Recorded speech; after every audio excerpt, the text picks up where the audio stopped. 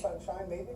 Yeah, we're seeing peekaboo sunshine right now, George. The thing is, the temperatures are -3, and that's pretty much normal for the time of the year, but we're getting a higher than -3 today. We're actually going to get to +3, and that's above normal. Normal should be about -3 to -2 this time of the year. 3 degrees is what we're seeing this afternoon, a little bit more cloud cover and peaks of that sunshine. Winds are very, very calm, so no wind chill right now, and wind speeds are pretty much calm to about 25 kilometers in and around the region. It'll get up to about 35 kilometers an hour throughout the entire region throughout the day.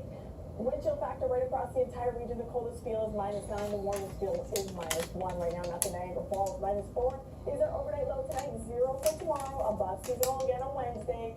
3 on Thursday. And there's a risk of some flurries Tuesday night into Wednesday morning. And then 4 degrees on Friday. There is a risk of some showers in the morning on Friday. And some light snow or mixing on Saturday with temperature +1. Then we go down to -1 on Sunday. But we should be able to -3 by Sunday as well. So 3 degrees for today. -4 for tonight. Let's check on traffic with Jason Morales.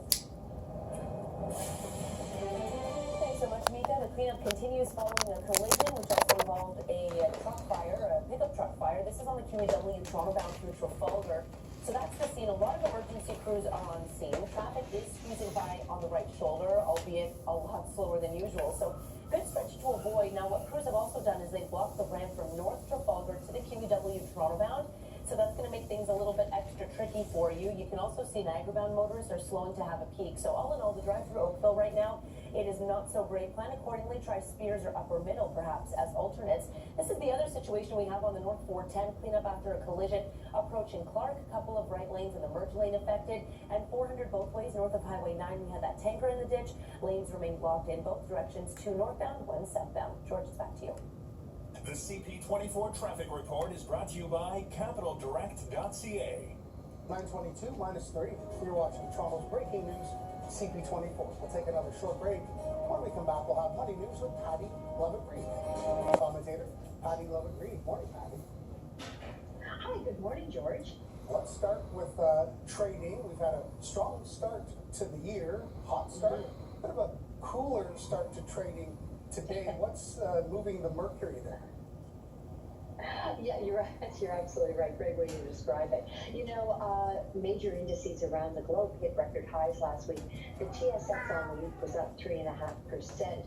A lot of this has to do with the Biden administration and the feeling that there'll be a lot more stimulus coming to those in the U.S. A transition from, some of the basic technology stocks into infrastructure plays. I would also add to this that China has been hungry for commodities. China has continued to put out really great data. And then over the weekend, a number of coronavirus cases have started to creep higher. And as a result of that, they've not experienced a second wave. So the fear is they too, like many parts of the world, could go into a lockdown. That would put a damper on things. But I got to tell you, there are not a lot of alternative investments out there. Sure, U.S. 10-year bonds were up about 1%, but they're still ridiculously low. So this doesn't mean the markets are going to come crashing down, but a softer start, a bit of profit taking off about 200 points. Patty, if Bitcoin is going to hit 100K, like some were saying last week, it's going to have to make up some ground. Yeah. That's right. Over the weekend, and we know it's volatile, there's no question. Many will say it is not an alternative currency to investing in the stock markets, but others will tell you, yes, it is. And trust me, they have told me. But what I can tell you is that about $170 billion in value was wiped out over the weekend, whether it's Bitcoin and other digital coins. Bitcoin itself pulled back about 11%. So, yeah, you're going to have some volatility here. And like I talked about before, with the major markets, there's going to be some profit taking along the way. And finally, real estate, it's always been a good investment since the beginning of time. You know what? And it has been a pillar of strength through COVID-19. There's a new report out by RBC this morning. They highlight the fact that 80% of those surveyed do believe in the value. It's a good investment. Their home. 52% said in the short term it's going to go higher. But we're shifting. This is not a balanced market. More people, affordability is an issue, and 38% say they're moving to the suburbs. 26% are even considering rural areas. Only 14% going into major cities. And you know it, George. There's a blog. Swipe up on the gram, but it's also been posted on BNN Bloomberg. Patty, we will read it. We will absorb it. Will you? And then we will use the information. Yes, we will. We, Thank the you. royal we. Thank that you, my means we. friend. Thanks, Patty. Talk again Yeah, soon. that's all that matters. That matters to me. That's it. Okay. It's 9:27 and -3. You're watching Toronto's breaking news, CP24. The province is considering even more restrictions to try and bring down the infection rate of COVID-19. When we come back, we'll have the very latest and what's on the table.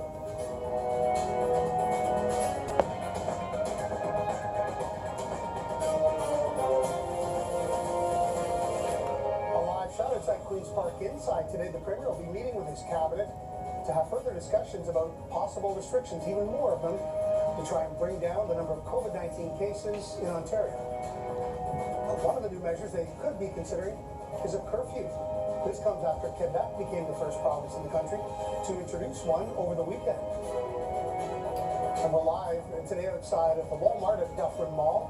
As the province considers these continued restrictions, even more of them, Mayor Tory says he doesn't understand why big box stores are being allowed to stay open. In just 9 days away from Joe Biden's inauguration in America, we'll have the latest on the Democrats' efforts to try and remove Donald Trump from office before then. It's 9:31, -3 from 299 Queen Street West. You're watching Toronto's breaking news, CP24. Good morning. I'm George Wagajanis.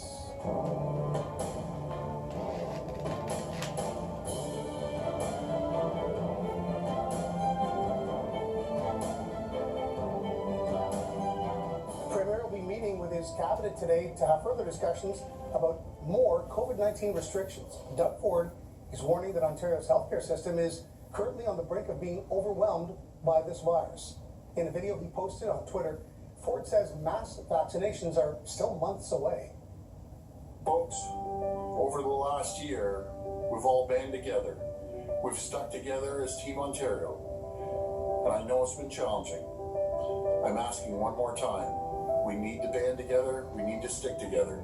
We're going to see some real turbulent waters over the next couple months. We're doing everything in our power. The healthcare workers, the hospitals, the public health units are all doing everything they can to make sure we vaccinate as many people as possible.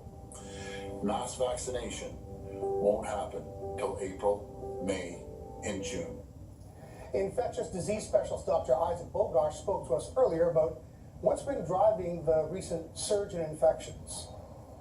When we hear about the mobility data that's been reported over the holiday season and how people were, certainly out and about a lot, when we hear about surveys of Canadians and we hear that about 48% were gathering with others that weren't in their household, it comes to no one's surprise that there's a post-holiday spike in cases, and that's above and beyond what we already had, which was a high burden of infection.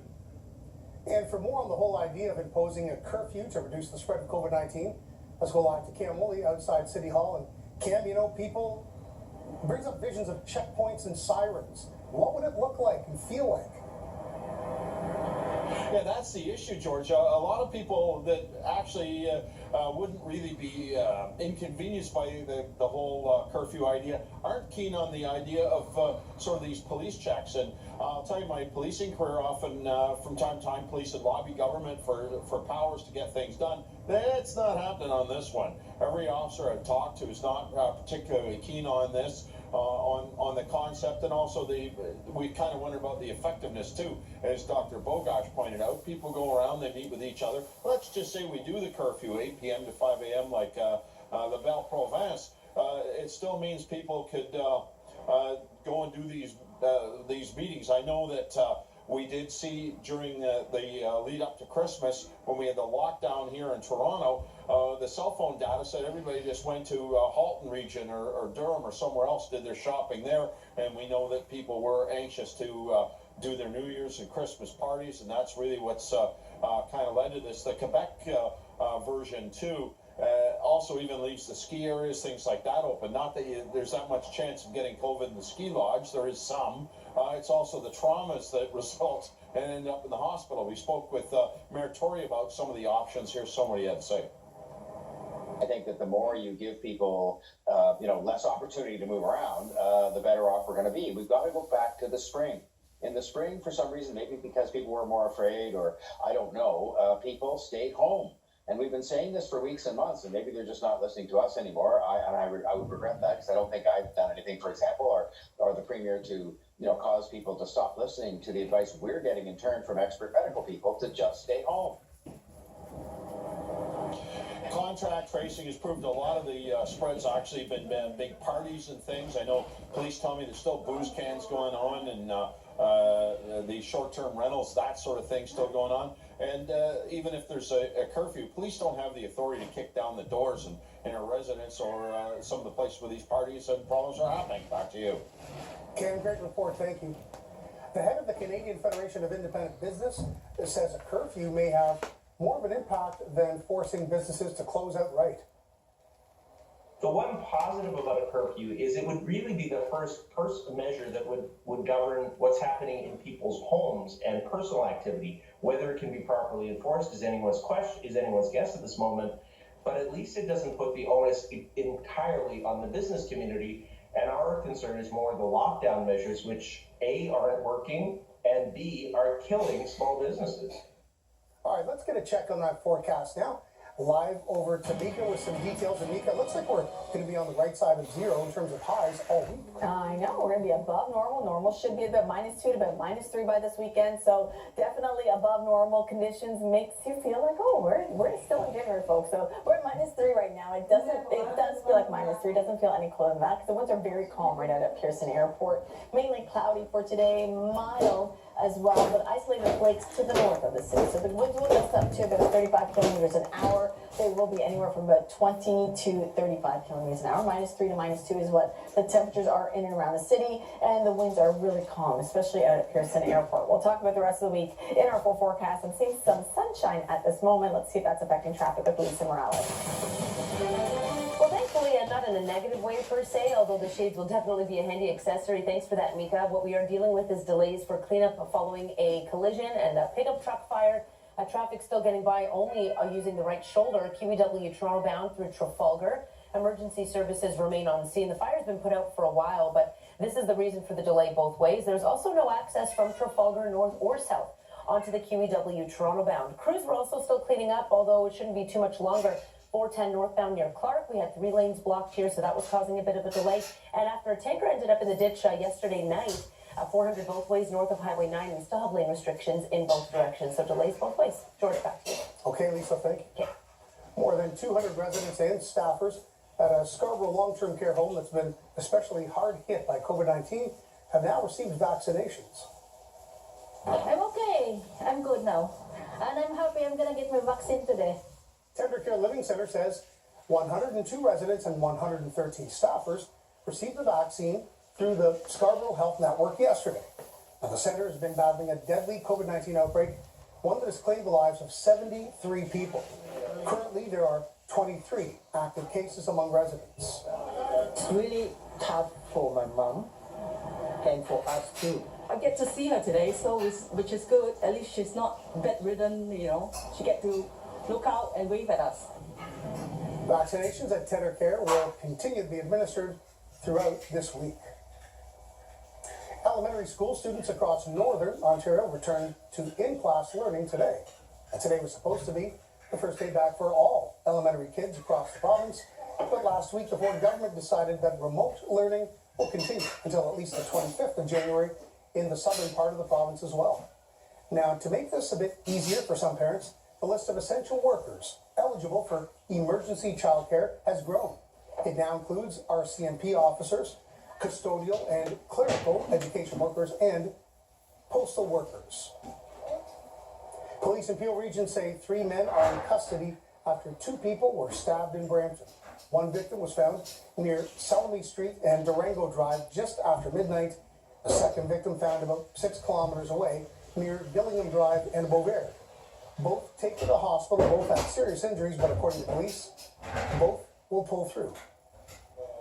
Or anybody saw something just a little bit under the ordinary last night, please contact us right now at contact us at Peel Police and ask for 22 Division Criminal Investigation Bureau. Police are also asking for anyone that might have security camera footage from that area to give them a call. They could use the help. In other news, 2 people are dead after a violent crash near Milton. A transport truck and an SUV collided on the 401 west of Guelph Line around 8:30 last night. And the SUV was struck after having pulled over onto the shoulder while partially still sitting in a live lane of traffic. Police say there were reports that car was seen driving erratically before the crash. 2 people in the SUV were pronounced dead at scene. The OPP shut down the eastbound lane of the 401 at Highway 6 for the investigation overnight south, but the highway reopened this morning around 7 a.m. It's 20 to 10, -3. You're watching Toronto's breaking news, CP24. Pope Francis has made changes that will now give women a bigger role in Mass, but they still will not be allowed to become priests. We'll have details on the reforms after the break. The Democrats are moving forward with plans to try and remove President Trump from office just 9 days before the end of his term. Jamie Goodford joins us now live with some details. Morning. Nancy Pelosi, George, is hoping to pass a resolution by unanimous consent this morning, calling on the Vice President, Mike Pence, to invoke the 25th Amendment. Now, if that resolution does not pass by unanimous consent, and it's very likely that the Republicans will not support that, then the House is expected to move forward with those articles of impeachment, making Trump the first president in American history to be impeached twice. Now, in an interview on 60 Minutes last night, Pelosi described the president as a deranged, unhinged, and a very dangerous man. She also made it quite clear after the horrific siege on the Capitol last Wednesday that Trump needs to be held accountable. On Friday, Democrats circulated the draft of a single article citing incitement of insurrection, and it could be introduced as early as today and hold a full House vote by the middle of next week. The article charges Trump with, quote, willfully inciting violence against the government of the United States after riling up his crowd of supporters outside the White House last Wednesday that, quote, encouraged and foreseeably resulted in imminent lawless action at the Capitol. Well, the draft impeachment resolution also makes note of Trump's call to Georgia's Secretary of State, pressuring him to find enough votes to overturn his loss to Biden in that state. And so far, Trump has not taken any responsibility for the attack on the Capitol and continues to reiterate his baseless claims and conspiracies that the election was stolen and that he won in a landslide. There are even calls from within his party for him to step down. Trump has been silent since Friday after being banned from nearly all social media outlets, and reports indicate that he might even consider taking executive action against big tech after being banned from Twitter and Facebook, and also seeing the conservative favorite Parler platform being removed from Amazon's servers. We also know that Pelosi had a conversation last week with the chairman of the Joint Chiefs of Staff about preventing Trump from launching any military strikes or even nuclear attacks in his final days in office. And we also know that he's confirmed that he will not be attending Inauguration Day on January 20th, the first time a president has not attended Inauguration Day in 152 years. George, back to you. Jamie, thanks for all that. Appreciate it. Melania Trump, the First Lady, posted a letter today with a reaction to the riot in the siege at the Capitol. And the First Lady says she's disappointed and disheartened by the incident and condemned the violence that occurred in the nation's capital. Her letter also struck a defensive note and went on to read, I find it shameful that surrounding these tragic events there has been salacious gossip, unwarranted personal attacks, and false misleading accusations on me from people who are looking to be relevant and have an agenda. This time is solely about healing our country and its citizens. Should not be used for personal gain. New York City is opening 2 24-hour vaccine clinics today as the list of who can get the shot is expanding. Mayor Bill de Blasio toured one of those facilities today. He's vowing to open a total of 250 vaccination sites that will administer over 1 million doses by the end of the month.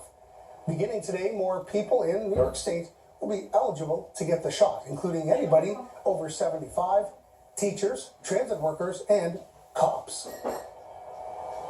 World Health Organization experts will be in China this week to investigate the origins of the COVID-19 pandemic.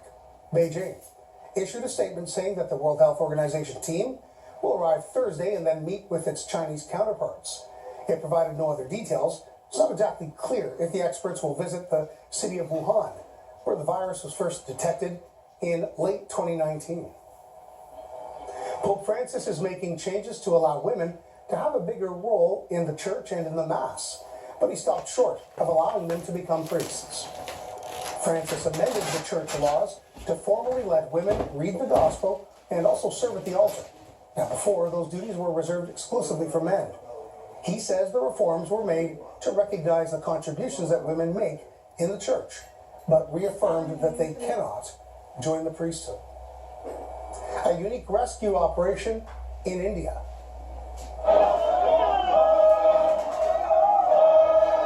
After a truck fell 21 meters from a narrow road onto a gorge, hundreds of villagers pitched in to help. No equipment was available, so they used ropes and vines to pull the truck up that steep bank and back onto the road. Local government had requested that all fit, healthy men join the effort. The driver of the truck was uninjured. Well done. Manpower. 9:47 and -3. You're watching Toronto's breaking news, CP24. We'll step aside for a short break. When we come back, we'll have your forecast with Mika.